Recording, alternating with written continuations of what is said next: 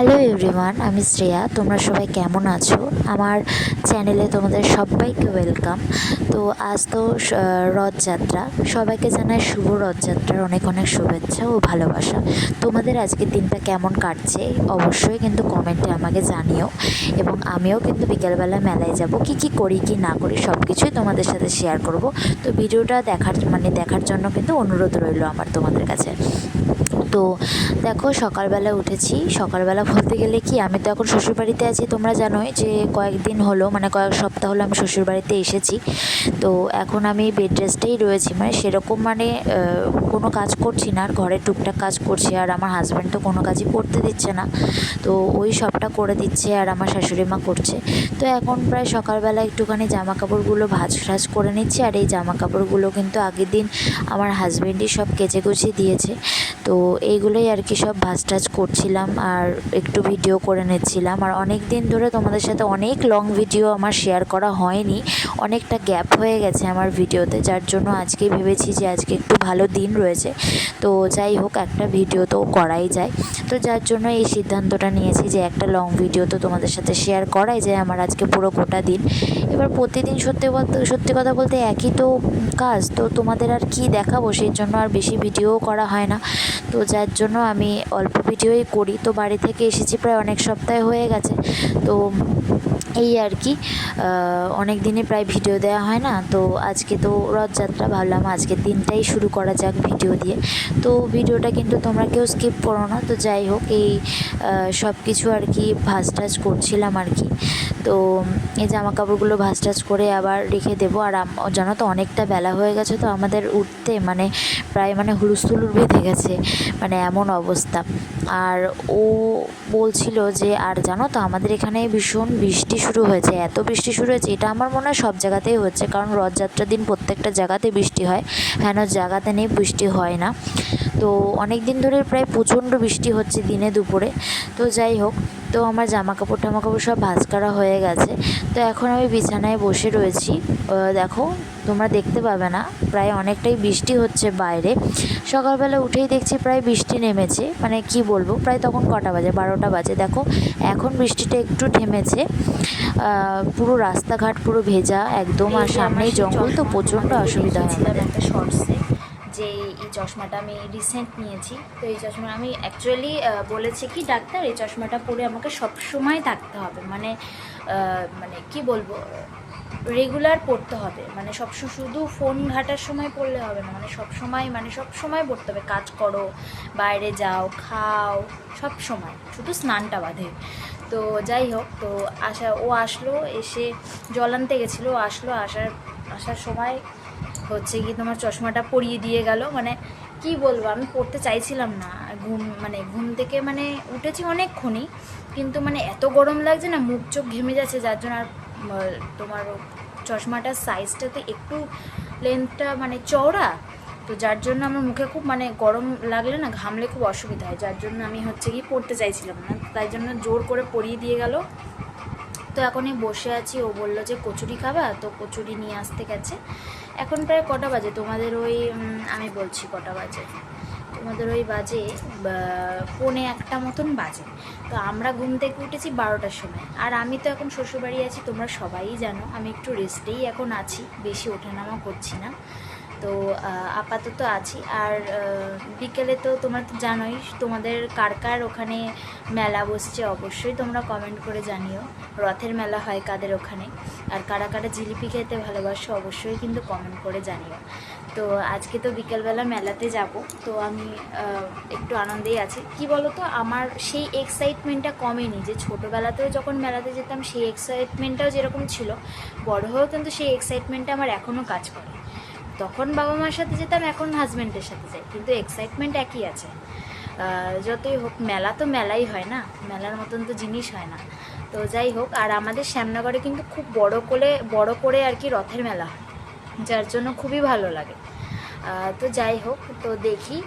এখানে তো প্রচণ্ড মেঘ করেছে, তোমাদেরকে দেখালাম একটু আগে, ভীষণ বৃষ্টি হয়ে গেল, একটু থেমেছে, আবার প্রচণ্ড মেঘ করেছে।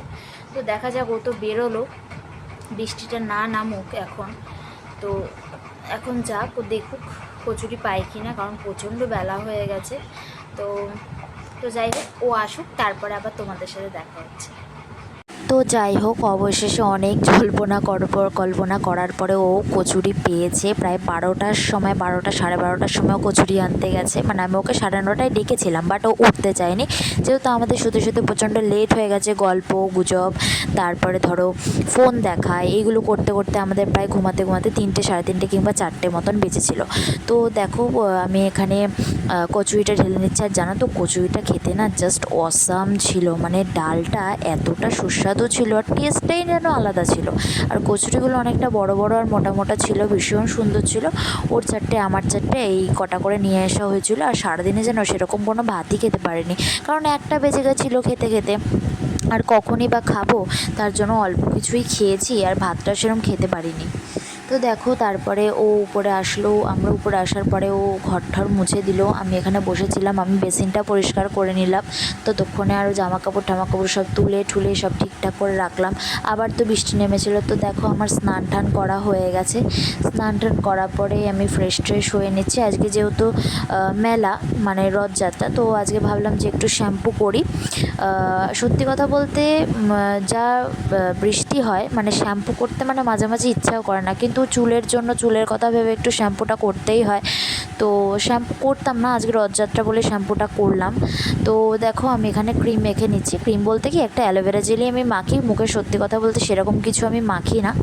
তো দেখো স্নান টান করে উঠে আমি, আমার মাথায় গামছা বাঁধা বলে কেউ একটু মানে বাজে কমেন্ট করো না, কারণ আমি শ্যাম্পু ট্যাম্পু করে উঠেছি, তো ওই জন্য আমি গামছাটা খুলিনি। মানে ঠাকুর দিয়ে তারপরে আমি, মানে ঘরের ঠাকুরটা দিয়ে তারপরেই আমি হচ্ছে গিয়ে মাথায় গামছা টামছা খুলবো আর সিঁদুরটা পরবো আর কি। ভেজা মাথা ছিল তো ওই জন্য গামছাটা পেঁচিয়ে রেখেছিলাম। তো একটুখানি আমার এখন একটা হ্যাবিট হয়েছে প্রায় কয়েক মাস ধরে, গায়ে আদর দেওয়া, স্নান করে উঠে বা পারফিউম দেওয়া। এটা একটা ভীষণ ভালো স্মেল দেয়, মানে ভীষণ ভালো লাগে আমার। আর আতর আমি আর আমার হাজব্যান্ড দিতে ভীষণ ভালোবাসি। তো যাই হোক, তো আমার তো ফ্রেশ হয়ে গেছি আমি। তো আমার স্নান টান কমপ্লিট, তো সব কিছু কমপ্লিট। তো এবার আমি ঘরের পুজোটা দেবো। তো চলো, আজকে জানো তো রথযাত্রা বলে আমার বরের মুখ দিয়ে আর কি মা তারা বলিয়েছিল যে, মানে হঠাৎ করে ও আর কি বললো কি যে 4টে মিষ্টি আনবো। তো আমি প্রথমে বলেছিলাম কি, গোপালের জন্য 2টো মিষ্টি আনো। আমার তো ঘরে গোপাল রয়েছে, মানে একটা ফটো রয়েছে, তো ওকে আজকে এমনি বাতাসা আর দেবো না, তো একেবারে 2টো মিষ্টি আনো। তো ওর মুখ দিয়েই জানি না হয়তো মা তারা বলালো হচ্ছে গিয়ে এরকম 4টে মিষ্টি। ও বললো যে 4টে মিষ্টি আনি। তো বললো যে মা তারাকেও তুমি আজকে দাও। তো মা তারা তো আমার ঘরে, মানে আমি তো তাকে কখনোই এরকমভাবে খেতে দিইনি, বা তাকে এরকম সাজিয়ে গুছিয়ে এরকম দিইনি। তো হঠাৎ এরকম আজকেই, মানে রথযাত্রার দিনই এরকম আমার কপাল সত্যিই আমার খুব ভালো বলেই আমি আজকে মাকে এরকম দিতে পেরেছি। তো যাই হোক, তোমরা কমেন্ট করে জানিও তোমাদের কেমন লাগলো। তো আমার ঘরে আর কি গোপাল মা তারা দুজনেই রয়েছে আমার খাটের পাশে।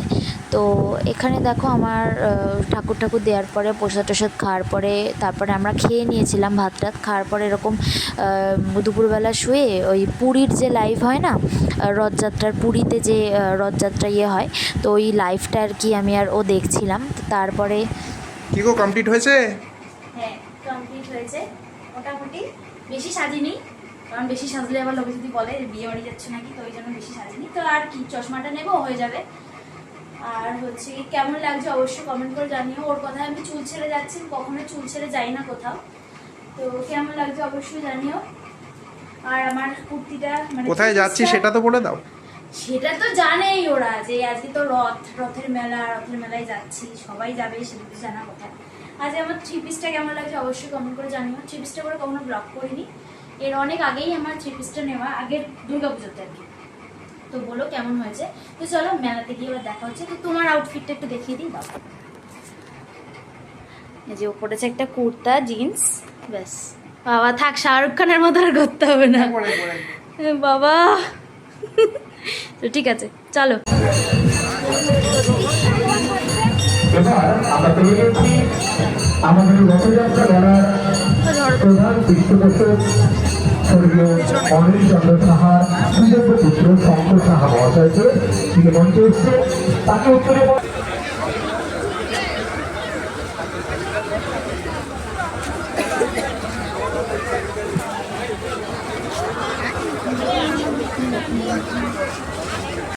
তো তারপরে আমরা একটু চলে আসলাম ফেমাস দোকানে চা খেতে। এই দোকানে আমার শ্বশুর আর কি প্রথম নিয়ে এসেছিলো এই দোকানে চা খাওয়ানোর জন্য বিয়ের পরই। তো দারুণ চা বানায়, একদম চা করার পরে না একদম উপর দিয়ে সর দিয়ে দেয়, মানে খেতে জাস্ট দারুণ লাগে। তো এখানে তো আমরা তিনজনে চা খেয়ে নিলাম, আমি, আমার শাশুড়ি মা আর আমার হাজব্যান্ড। তো আমি আর মা এখানে হাঁটছিলাম, তো মেলার মধ্যে যাচ্ছিলাম, তো তখন একটু ভিডিও নিয়ে নিয়েছিলাম। তো দেখো মা এখানে পাঁপড় খাওয়ালো, তাই একটু ক্লিপ নিয়ে নিয়েছিলাম। মা, আমি আর ও মিলে পাঁপড় খাচ্ছিলাম। তো এখানে ও দাঁড়িয়েছিল আর একটুখানি ও মেলার ভিডিও ক্লিপ নিচ্ছিল। তো আমরা কিছু ফটো বাগেরা এখানে কিছু তুলছিলাম, তো যার জন্য পরে আর কিছু ভিডিও করিনি। তারপরে মা চলে গেছিলো, মা আর দাঁড়ায়নি, বাবার জন্য কয়েকটা গজা কিনে চলে গেছিলো, মা আর কিচ্ছু খায়নি। তো তারপরে ও বলছিল কি ফালুদা খেতে খেতে যে এরকম ময়ূরপঙ্খীতে উঠবে। তো আমি ভাবছিলাম যে আমি তো কোনোদিনও ময়ূরপঙ্খীতে উঠিনি, ড্রাগন ট্রেনে চড়েছি, ব্রেক ডান্সেও চড়েছি, আর তোমার বলো ওই সেতেও চড়েছি, কি বলবো, তোমার ওই নাগরদোলনাতেও চড়েছি। তো তাই জন্য আমি ওকে বললাম যে ময়ূরপঙ্খীতে তো চড়িনি। তো তারপরে শেষমেশ উঠে গিয়ে সেই কী অবস্থা, সে মাঝ রাস্তাতে তো নেমেই পড়লাম, সে আর কি কাহিনী আর তোমাদেরকে বলবো। তো লাস্টেই মোমো খেতে আসলাম। তো লাস্টে তো মানে কি করেছে দেখো, আমার মুখের মধ্যে পুরো অর্ধেক গরম মোমো ঢুকিয়ে দিয়েছে, মানে এত বাজে অবস্থা হয়ে গেছিলো রাস্তার মধ্যে, আমার লাস্টে গিলতেই পারছিলাম না। তো লাস্টে আর আমি বেশি মোমো খাইনি, ওকেই দিয়ে দিয়েছি। গন্ধরাজ মোমো নিয়েছিলাম আর একটা চিকেন মোমো নিয়েছিলাম, চিকেন মোমো খাওয়া হয়ে গেছে। তারপরে বাড়ি চলে এসেছি। এখন প্রায় বাজে, মানে আমাদের খাওয়াটা হয়ে গেছে বাড়িতে আসার পরে। মেলাতে এত কাদা ছিল, মানে আমাদের জুতোগুলো যে পড়ে গেছে সেই জুতোগুলো পুরো কাদাতে ডিপি হয়ে গেছে, এমন অবস্থা। তো যাই হোক, বাড়ি চলে এসেছি, তারপরে খেয়ে নিয়েছি, মানে প্রায় অল্প কটাই খেয়েছি। মোমো খেয়েই আমার খিদে মরে গেছে। তো আর কি কিনেছি, কয়েকটা জিনিসই কিনেছি, সেটা তোমাদের সাথে শেয়ার করছি। তো চলো দেখাই, দেখাচ্ছি। এই হচ্ছে, প্রথমে দেখাই, দুটো কাপ কিনেছি।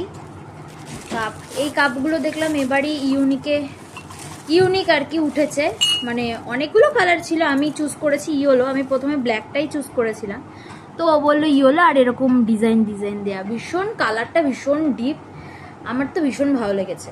এই দুটো কাপ কিনেছি। আর এরকম একটা ইয়াররিংস কিনেছি, এরকম ইয়াররিংস আমার ছিল না, এই যে বো ইয়াররিং, এরকম ইয়াররিং আমার ছিল না। তো এটা নিয়েছি। আর একটা চেন নিয়েছি, সেটা হচ্ছে একটা ওয়েস্টার্ন চেন, যেটা বলতে পারো, যেটা মানে একটা ওয়েস্টার্ন ড্রেসের সাথে একটা ক্যারি করা যায়, এরকম একটা আমার ছিল না। এই যে এরকম বাটারফ্লাইয়ের মধ্যে আমার ব্ল্যাক, আর আমার ব্ল্যাকটা না মনে হয় যে সবার সাথেই যায়, ওই জন্য আমি ব্ল্যাকটাই নিয়েছি, আর ও এটাই আমাকে পছন্দ করে দিয়েছে। তো এই তিনটে জিনিসই নিয়েছি, আর কিছু নিইনি। ছোটোবেলায় গিয়ে প্রচুর বায়না করতাম বাবা মার কাছে, তা এখন সত্যি কথা বলতে কিছুর কেনার থাকে না আর। মানে ছোটোবেলায় অনেক কিছু কিনতাম, বেলুন কিনতাম, অনেক কিছু কিনতাম, কিন্তু এখন গিয়ে মনে হয় কী কিনবো বুঝে পাই না, তার মধ্যে কাদার মধ্যে হাঁটা যায় না, মানে ভাবি তাই। তো যাই হোক, ভিডিওটা এখানেই এন্ড করছি। তোমাদের ভিডিওটা কেমন লাগলো অবশ্যই কমেন্ট করে জানিও। তো তোমাদের রথযাত্রা কেমন কাটলো, আজকের দিনটা কেমন কাটলো সেটা অবশ্যই কমেন্ট করে জানিও। লাইক, কমেন্ট, শেয়ার, সাবস্ক্রাইব অবশ্যই করতে ভুলো না। তো চলো, টাটা।